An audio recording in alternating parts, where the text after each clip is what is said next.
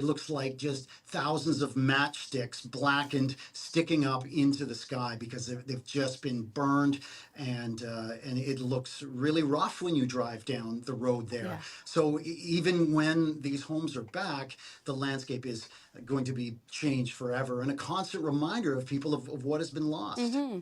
So, what are some of the, I guess, the biggest hurdles that people have faced in the past year? You know, sort of on the road to rebuilding. You mentioned that the landscape around them is gone, but what are sort of the more, I guess, bureaucratic things they've had to get to? Yeah, very much bureaucratic, dealing with insurance companies for the most part. And when we talk to homeowners, they'll always say, look, everyone's situation is different. And that's what we have learned now, Yeah. that it depends on your insurance company, it depends on the type of insurance you had, and so many other things. Some people are rebuilding now. We saw that today, that there's houses that are going up. There's that sound of construction. But for many, many others, that their lots have been bulldozed and all the burned rubble is taken away, but they're just blank lots and they're still waiting, dealing with insurance companies, not yet settled for some people, and that's very frustrating. I spoke to West Kelowna resident Jesse Zeman about that. We went out to his property actually this morning. It's raining here today, so it was very different than it was a year I ago. can So imagine. we, so very welcome rain, of course. But we spoke to him about what that process is like, because he cleared away all of the debris last fall, hoping that they would be able to start building this spring. But as you'll hear here when we play this clip, that's not been the case. We rather be here? Yeah, absolutely. Yeah. You mentioned there's construction going on. You're not at that stage yet, though.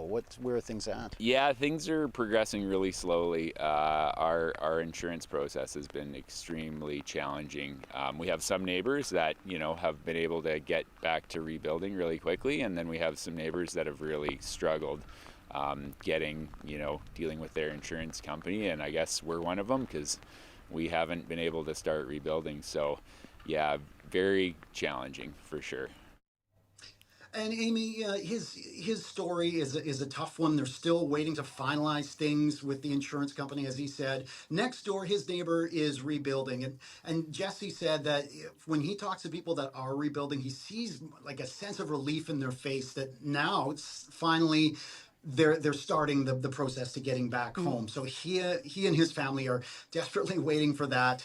He thinks it'll be at least another year until they're back on their property.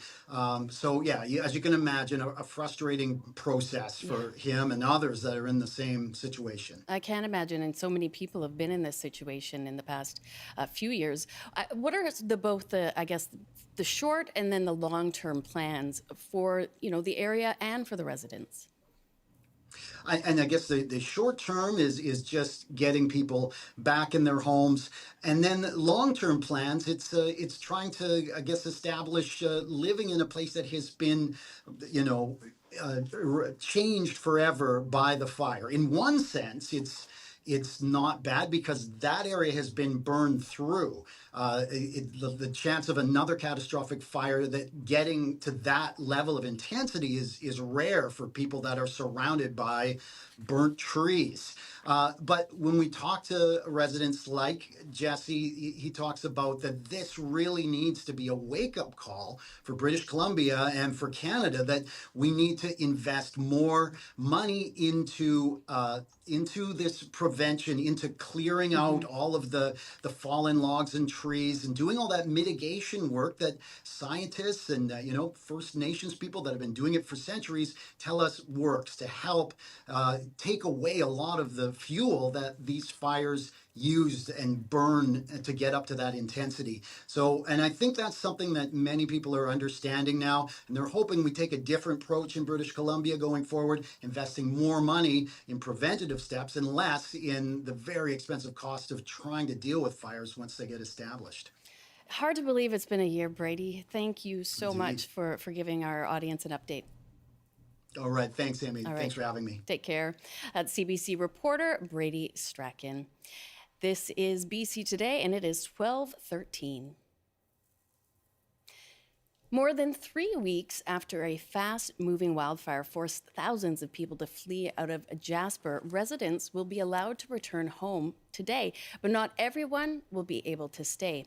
Reporter Madeline Cummings was just outside the east gate of Jasper National Park near Hinton this morning. Well, officials were warning that there could be long lineups to get into the national park, but that has not what we've been seeing this morning. There was an initial queue just to get into the park shortly before the highway was to open at 7 a.m. We saw them letting in cars a few minutes before then, and really traffic has been moving very well for the last couple of hours. So people not having to wait a long time to proceed into the town, which is good news for them. We know today that the reentry is only for residents, business owners, and people that are supporting them. Earlier this week, we heard that tourist visitors were not going to be turned away today, but residents pushed back on that and said they needed some time to process their grief in private without having those reactions captured by media and maybe people who wanted to see that. We know RCMP are going to be controlling the entry, so residents will have to either self-declare or show their parking pass from Parks Canada in order to get in. And those who don't have those things, don't do those things, will be told to just keep driving along the highway. When residents reach the park gate, they are getting a re-entry guide, which will have steps that they can follow, answers to some common questions about how the process is going to work today. A gas placard residents are getting as well at that east gate, so they can put that in their home and get connected to gas. And really, I think it's going to be a difficult day for folks in Jasper. That was CBC reporter Madeline Cummings outside the east gate of Jasper National Park.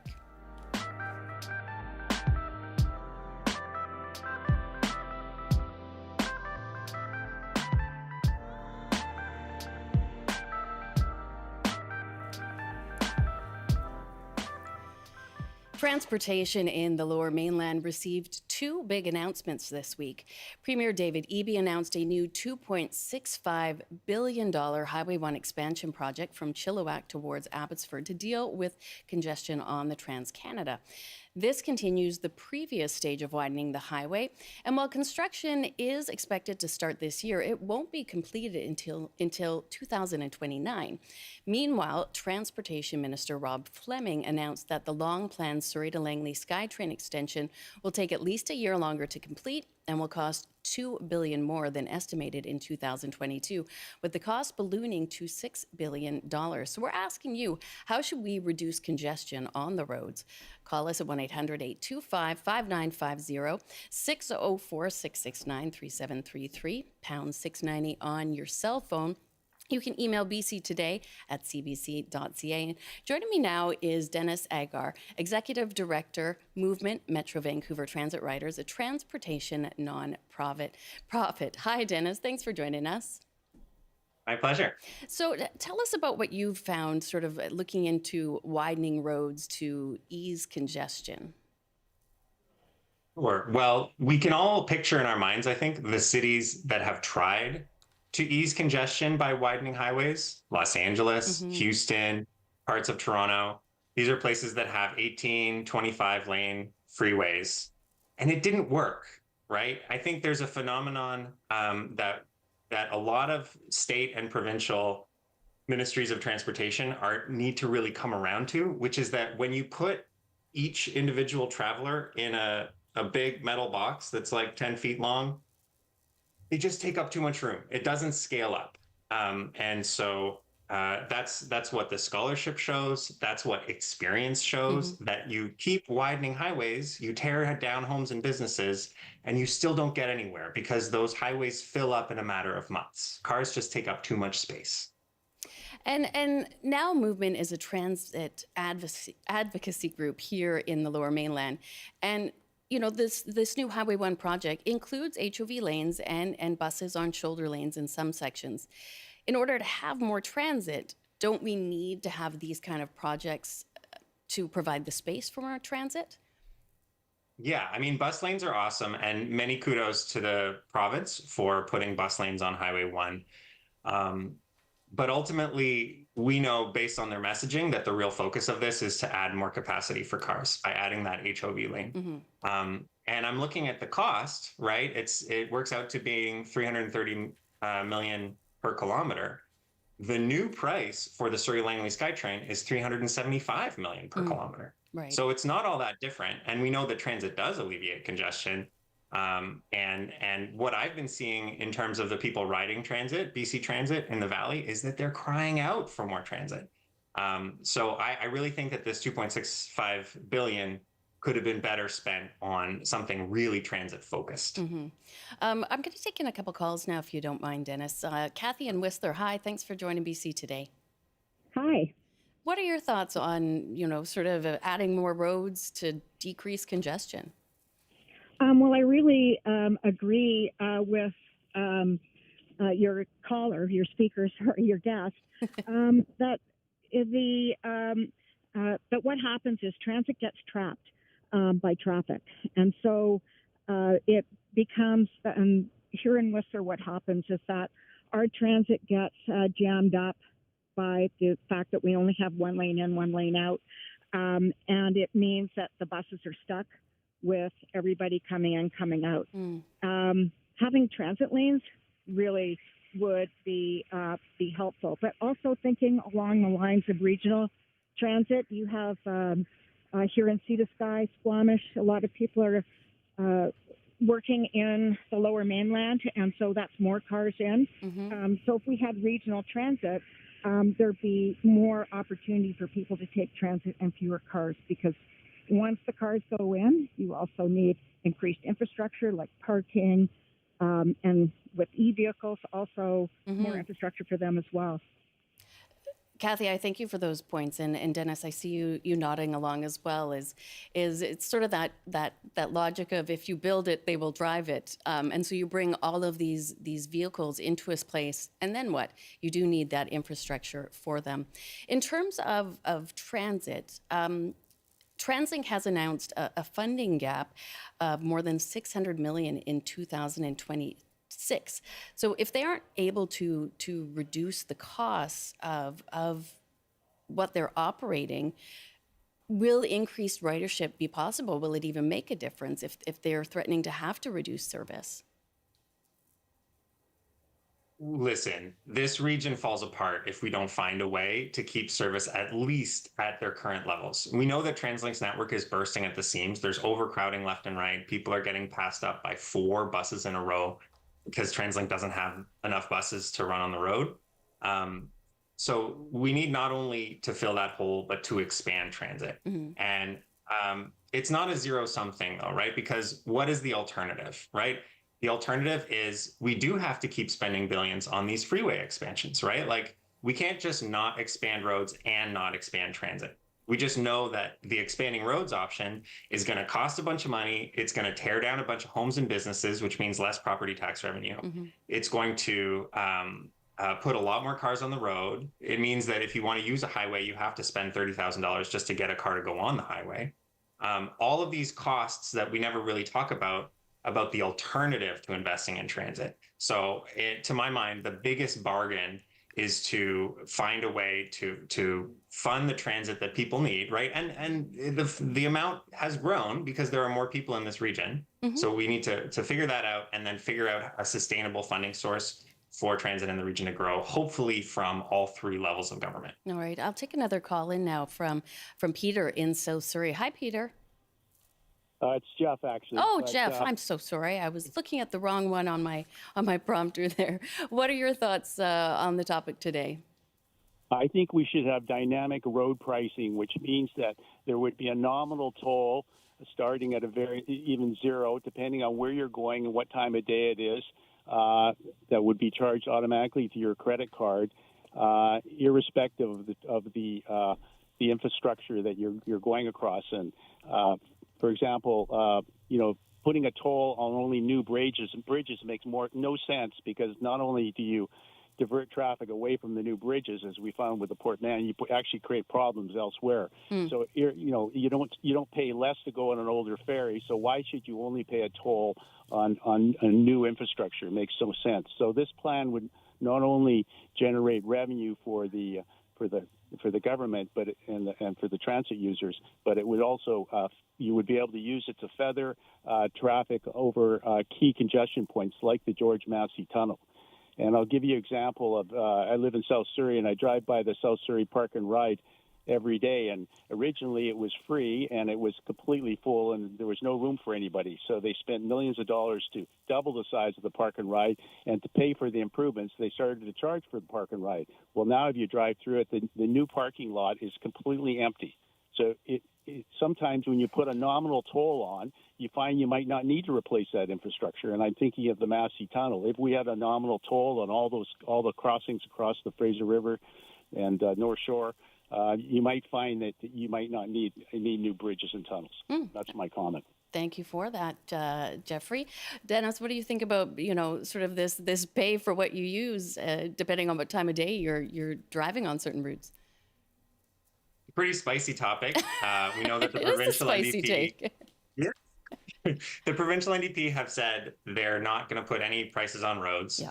But you look around the world, the cities that have solved congestion, or at least really took a dent in it, that's what they did. London, they put a road toll on anyone driving downtown, and immediately congestion dropped. And they used all the money that they've earned from the toll to pay for more bus service to move the people around that were looking for a different option.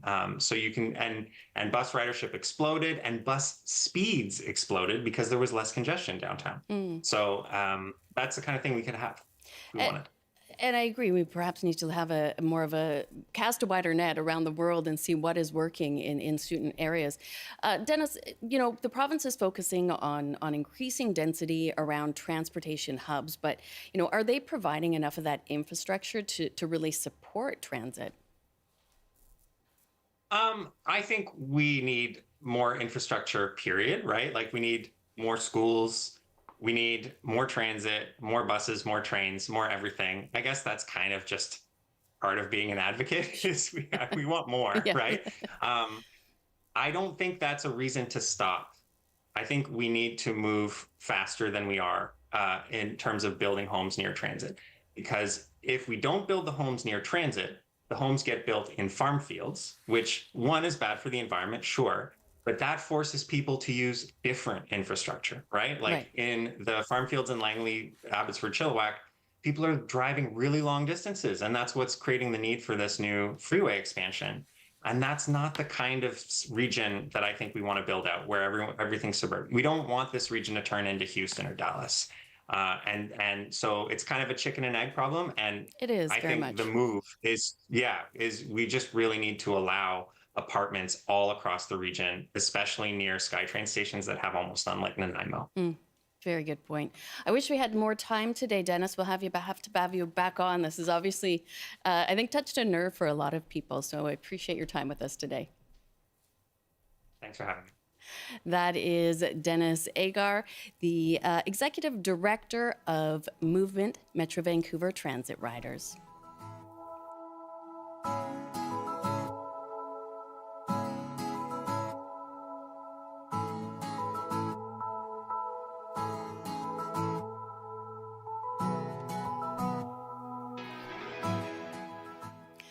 And it is Friday, and that means BC Today's gardening columnist, Brian Minter, is here to take your questions about all things gardening. So you can call us 1-800-825-5950, 604-669-3733, or hit pound 690. You can email your questions to BC Today at cbc.ca. Hello, Brian. I understand you're going to tell us all about ornamental grass. Yeah, Amy, such an important thing this time of year. It's the one time a year where all the plumes are starting to develop right now. I have to say, first of all, probably because they're forced into bloom early, and it's probably the most popular grass in the world, is the purple fountain grass. It's a Pennisetum acetosum, rubrum, and everybody loves this grass. They can use it in their containers because the little bunny tails bounce around in the wind. They look so fabulous. It's the only grass that's not hardy. It's zone 8 or 9, so you'll have to move to Southern California, I think, to make sure that they survive. But in any case, the other traditional hardy grasses we enjoy, right across the country are really coming into their own right now. And I say this, and one thing, Amy, we talked about this morning, it's very important, is that in terms of fire smart, if you're living in the forested areas and so on, it's not a fire smart plant. The only one that is, if you love blue fescue grasses, which are evergreen, that is a fire smart plant because it doesn't have, the intensity in terms of embers, to catch on fire. But the other ones are not fire smart, but they're used everywhere. And the beauty of the grasses is right across our entire country, they can be used in containers. They put an element in that just can't be really put together by any other type of plant. They really can't. The favorite right now, right across our country, is a very narrow architectural grass called Calamagrostis Carl Forster. And it is so stiff and erect. People put them in rows. They put them in the center of planters. They use them as a bit of a small fence or between neighbors and so on. It's really one of the great ones out there. But the heartwarming favorite, of course, are the Pennisetums. Those are the ones with the little bunny tails. And Amy, I got to tell you, from about 8 or 10 inches high to basically 4 feet high. There's so many different varieties, and all of these have this wonderful flavor. The slightest bit of breeze, and they movement. They put motion. They put life back into a garden or in a container, which is really, really great. Mm-hmm. And then as they start to finish, the Miscanthus varieties, and those are the taller ones. And I would say if you really don't like your neighbors or just want to see your neighbors, 8 or 10 feet high. Not that anybody's life is like that, but they grow 8 or 10 feet high. They're this giant grass that is just, we had them in a display bed for years, and I just absolutely love them. They're monstrous, and they give you the sense of depth, and the perception is amazing. But again, their plumes are beginning to open up in the floral industry. If you love making floral arrangements, which a lot of people do right now, it's the one cut flower that looks spectacular in floral arrangements. But they're just absolutely stunning. And for people who are now maybe looking at their planter and saying, it doesn't look fresh and nice like it did in the summertime. It's getting to be late summer. The carex grasses, oh my gosh, they're evergreen, so they'll be with you all winter long in up to zone 5, which is pretty good.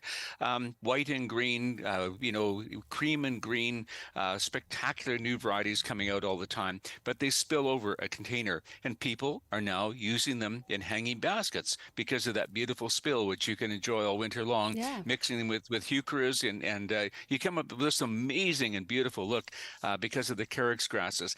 And there's something going around, and we and I talked about it this morning, which is quite funny. People bring in this grass that are the most vibrant hot pink you've ever seen. And all I you see love is it. massive pink. Yeah, isn't that great? Okay, that's Muhlenbeckia, and it's a pink Muhlenbeckia, and it is not that pink. There's a red one and a pink one, but again, sometimes this little artificial intelligence enhancement that's going on right there, they are spectacular, but not quite that spectacular. So it is quite fun to see some of the things. But the point is today, I think it's a time of year we're looking to refresh our gardens, to put some life and magic back in our gardens from summer going into autumn, and then even going into winter, because grasses play a there as well. They are environmentally friendly, they're drought tolerant, they're heat tolerant, they're bird friendly in terms of nesting material and so on. It's just a great addition to our gardens, and something we always look forward to adding this time of year. I love it. I love the way they just sway in the wind. Brian, don't go anywhere. We're just going to take a quick break for the news, and then when we come back, Brian Minter will be here to answer all of your questions. This is BC Today. We're on Radio 1, CBC Television, and live streaming on our website at cbc.ca/BC and YouTube at CBC Vancouver and the CBC News app. The CBC News with Tim Weeks is right now. Good afternoon. A severe thunderstorm alert has been issued for much of the South Thompson region. Environment Canada is predicting heavy rainfall in and around Kamloops, as well as Merritt, Lillooet, and the Fraser Canyon. Other areas impacted include Cache Creek, Ashcroft, and Spence's Bridge.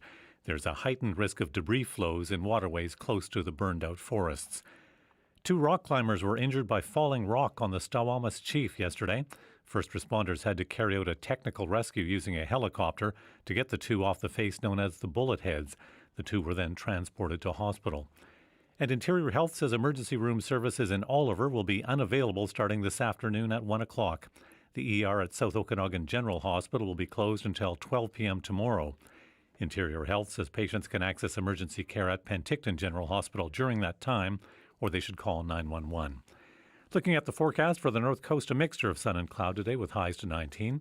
In the Peace, mainly cloudy with 16 degrees being the high. For the central interior, the chance of showers today with a high of 21. For the Boundary Kootenay regions, rain and the risk of thunderstorms this afternoon with highs of 22. In the Okanagan and southern interior, cloudy with showers this morning with a risk of thunder later this afternoon, highs of 25. And for Metro Vancouver, Victoria, and the Fraser Valley, clearing later today with a high of 22. Now back to your host, Amy Bell, and BC Today.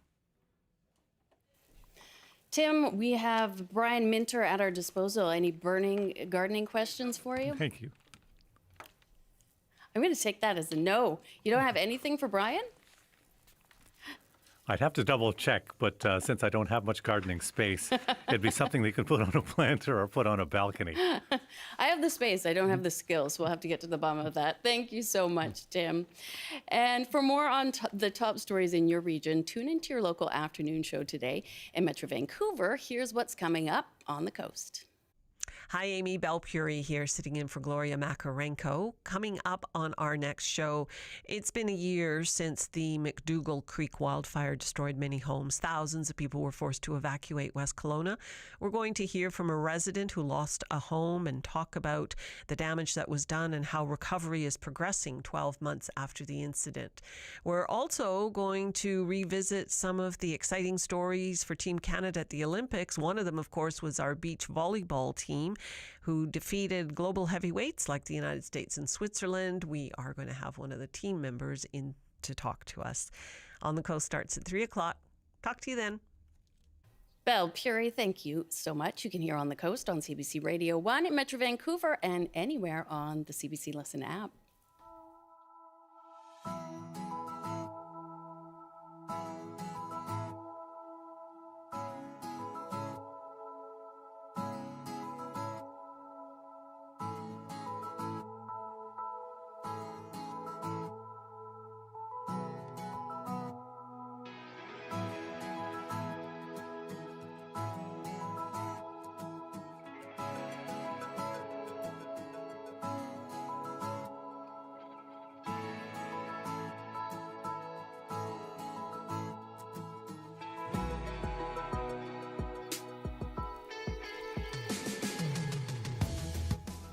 And BC Today's garden columnist, Brian Minter, is still with us to take all your questions about all things gardening. So again, you can call us at 1-800-825-5950, 604-669-3733, or just hit pound 690. Email us anytime, CBC or bctoday@cbc.ca. And we will waste no time getting to the calls, Brian. We've already got them stacked up. We'll head to Surrey and talk to Lee about storing her dahlias. Hi, Lee. Hi there. I've had varying luck when I dig them up and try to store them, and when I've left them in the ground, they eventually do come back. I'm looking at buying more, but I'd like to know how to store them and when I can actually plant them safely so that they will survive.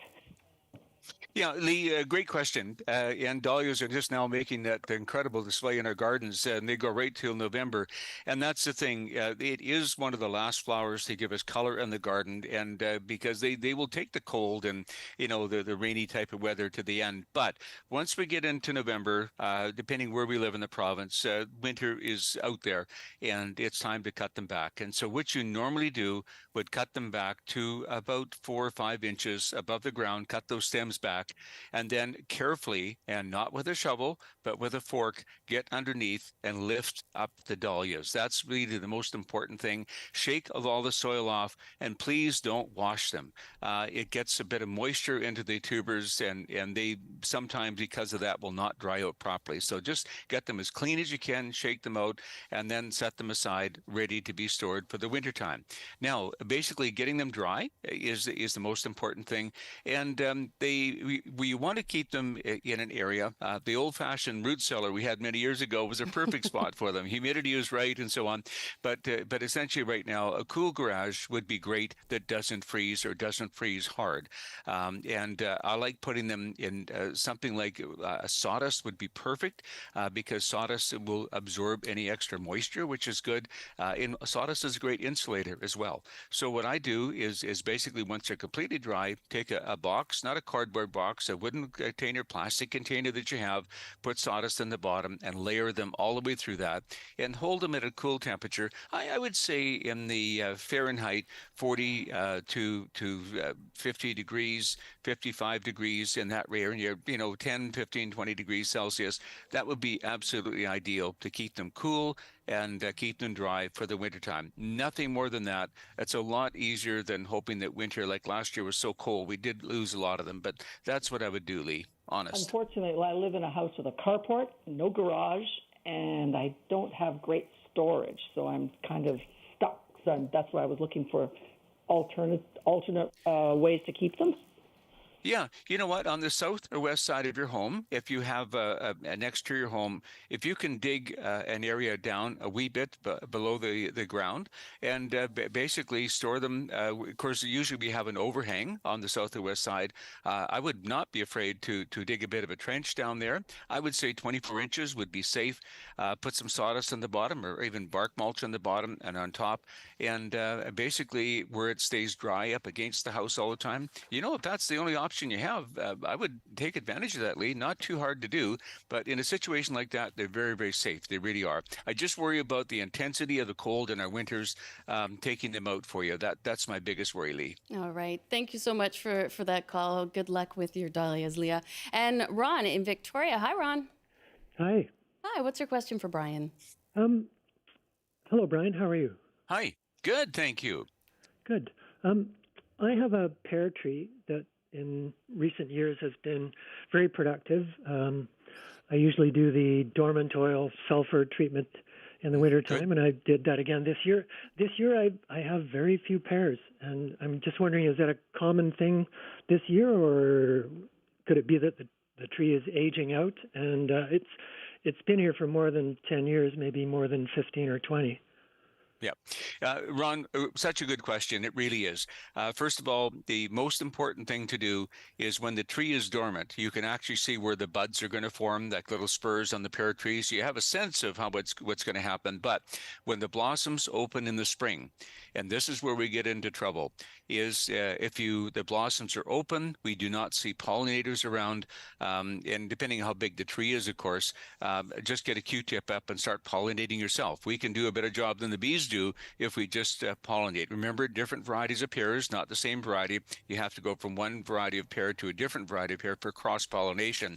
That's what we're talking about. The weather, depending on where we live, was not great at the pollination time. So if you've got lots of flowers and not getting fruit, then you know it's a simple issue of pollination. If it's they're not getting the flowers, then the other trick is to make sure your branches on your pear tree and other fruit trees as well go more horizontally rather than vertically up and down. So bend them over, train them to be more of a horizontal type of fashion. The horizontal, shape of the branches will in fact inspire more new buds and blossoms to form. And the other thing, and depending on what you're feeding as well, at this time of year, I wouldn't hesitate now to give it something like a 10, 15, 19 high phosphorus and potash, but there's a little thing called boron that is a micronutrient, and the boron always helps flowers set fruit. And it's just one of those little magical things. And you have to get it, it's really early in the spring, actually February, to put it on, make sure the boron's in the ground ready. But those are the three things I would look at: horizontal branches, pollinators or self-pollinating, and getting the right type of nutrient there. Those are the three things will get you far more blossoms and hopefully fruit, Ron, on your pear tree. Thank you for that question, Ron. And Brian, do you have to wear a little bee costume if you're going to be pollinating yourself with Of course a you do. Q-tip? Yeah, I figured as absolutely. Of much. course, that's mandatory. Absolutely, sure. I knew mine would come in handy one day. Yep. Okay. We do have an email from Corey, and he writes, I recently planted Carl Forester grass. I'm looking forward to a nice natural fence next year blocking my view of the road. Also, I have raspberries that are producing like crazy. The wasps have found them now, and I'm scared to pick them. Any idea? Well, wasps do get a bad rap because they're actually pollinators as well. People point that out to me all the time. And again, there are ways of dealing with wasps in a friendly. You can get sort of a wasp nest you can purchase that kind of gets them away from where they are out exploring. Right. The timing of the day as well too. Go out to your when you get near dusk in the evening. Wasps and bees can't see as well. That would be the time to go out if that's an issue you have no other control for, and also earlier in the morning and later in the day in terms of going out doing your harvesting. So, a wasp type of nest that will kind of draw them away, and the timing of the day when you pick your raspberries. And again, they won't be there long. It's a temporary thing, but those are the best ways I know of getting rid of controlling the wasps. And I'm happy to hear that Carl Forster is working out well. That's Lovely. great. Hope that helps you, Corey. We'll take a call now from Susan in Kelowna. Hi, Susan. Hello. And what is your question for Brian? Hi, Brian. Hi. I have a raspberry patch about 12 by 12 by 12, kind of a triangle that I planted maybe the year before the heat dome, kind of mid-season. Yeah. And the heat dome happened and they got completely toasted. Yep. Now, this summer has been very hot here where we are. We're sort of facing the west, banked up against a hill. And really hot. We had days, a lot of days, 35 plus going into the 40s. And this batch just got completely fried as well. And so I just am kind of struggling to get some fruit off of these things. I'm wondering about going forward now. So I've just kept watering them in spite of the fact that they're done for the season and, there is some greenery still left on it. And I'm assuming I should just keep doing that to keep it alive or... No, Susan, I'm just curious. It's a very good question. But do you have, it sounds like you have the main season varieties, do you not?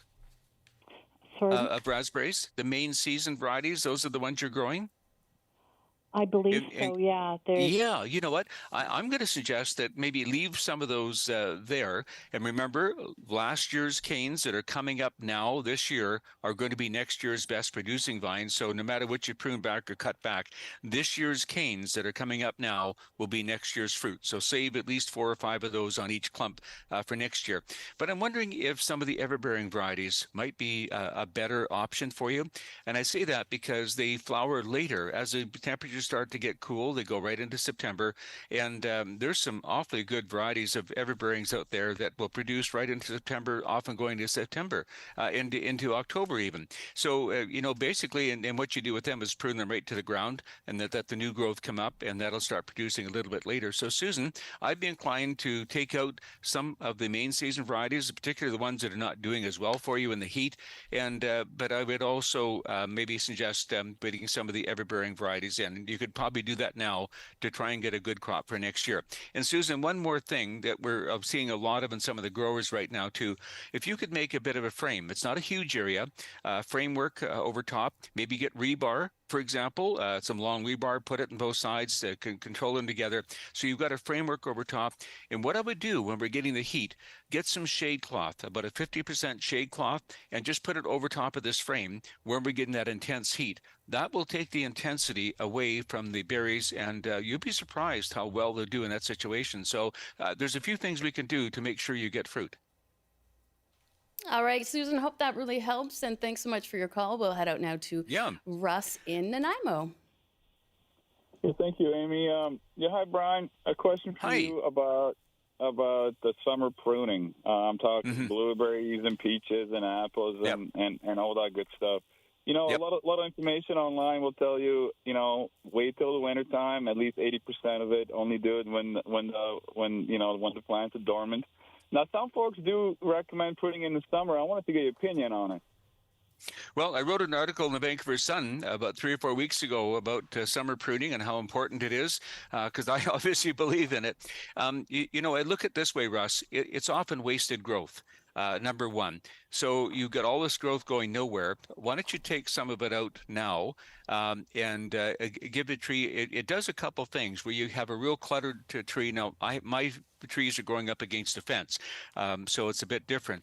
But so thinning out the tree allows more sunlight and air into the tree to ripen your fruit. But you have to be careful when you summer prune on peaches in particular and apples that you don't get sun scald.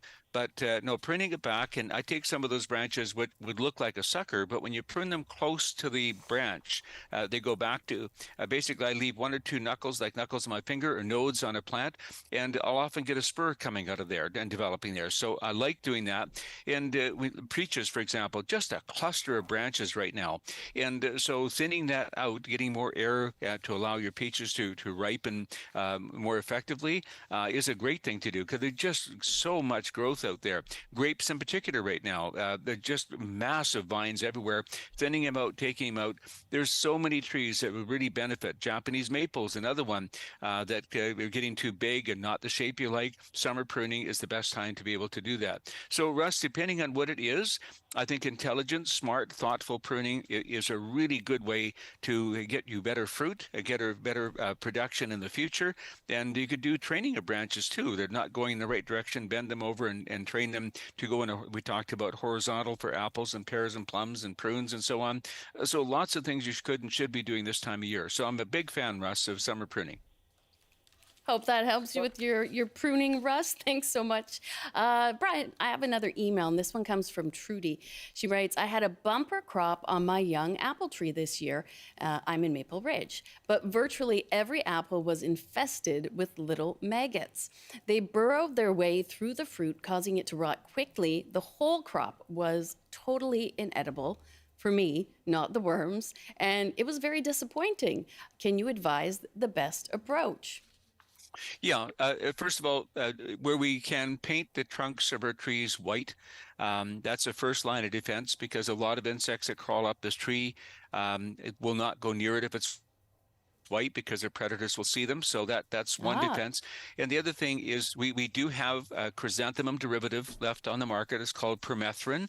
And we normally would, to control a lot of insects to go into apples in particular, we would spray 3 times. We would spray when they show signs of pink in the spring. We would wait until the blossoms have completely opened and fallen on the ground. We would spray a second time then, and about 3 to 5 weeks later. Permethrin put on at those times will really reduce. You're never going to get 100% the number of insects, because it will control the insects, which at the various stages they come into various types, and the codling moth is one.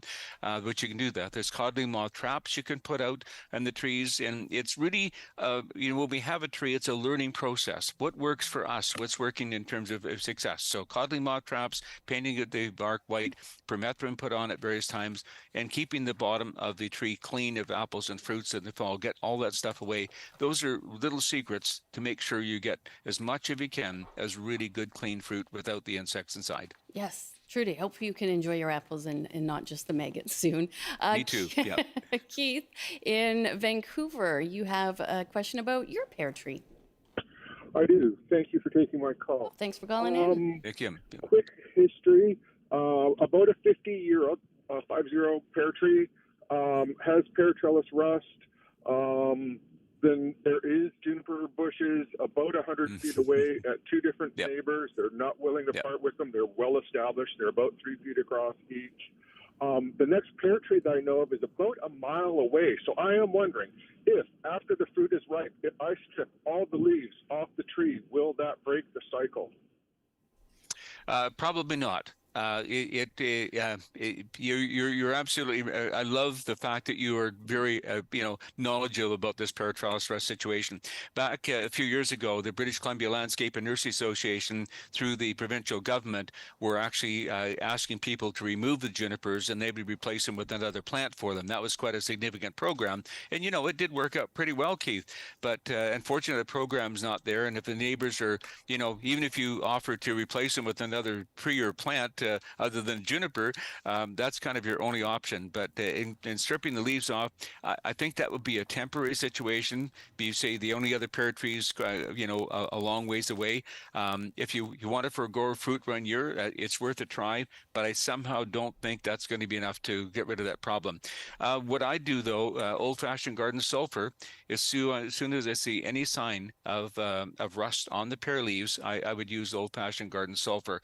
Getting reasonably good control. I do that on my own and have very few leaves now that have that rust on them. So I sympathize with you. You're really smart and up to date on this.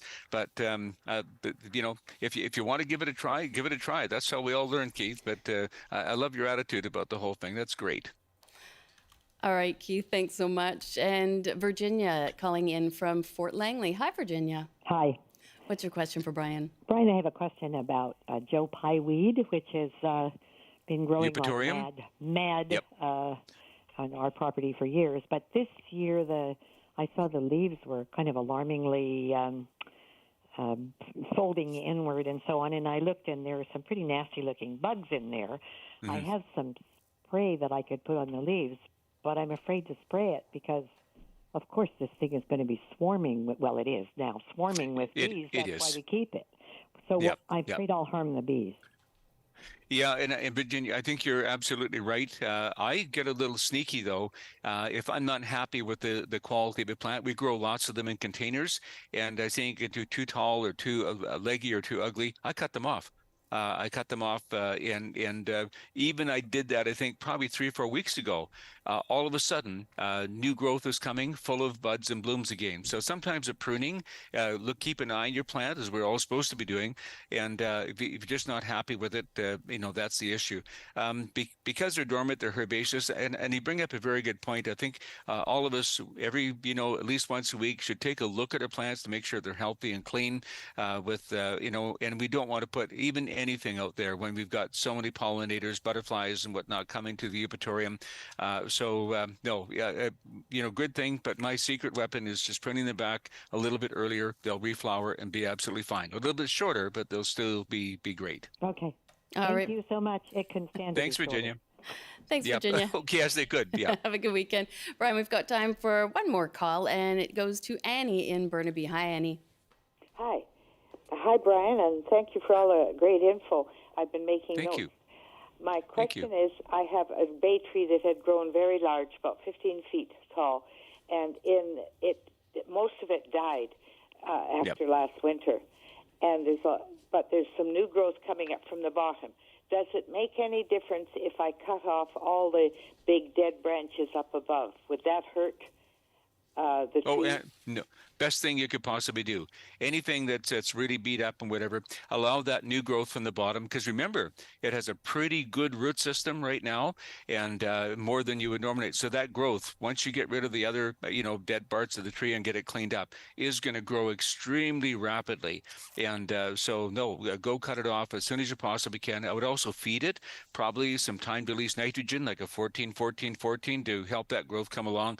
And what I used to have one 15 feet high as well, but last few winters just really took their toll. But I always wrap it with insulate. When we get cold weather, I do 6 feet wide. I go right around with insulate just to protect it, and it makes all the difference in the world. So congratulations, fabulous that you're doing that. But I think you're going to be just fine. You'd be surprised how quickly it'll grow right up until the end of September. Thank you so much for that call, Yes. Annie. And we had a lot of pruning conversations today, Brian. So We did, absolutely, that's which the is way great. to go. Yep. That is all the time that we have with you. But as always, we had plenty of callers and emails that we couldn't get to. So I encourage anybody to send their email for Brian to bctoday@cbc.ca. And hopefully we can get that answered from Brian for you by next week. Brian, I hope you have a wonderful weekend. Oh, thank you so much, Amy. It's just a pleasure to work with you. And remember, think about those wonderful grasses and how they can add so much to your late summer and fall garden. I'm always thinking about the wonderful grasses, Brian. Thank you. Brian Minter, our BC Today gardening columnist. And that is our show. Thank you for calling in and for joining the discussion. You can always email us, bctoday@cbc.ca.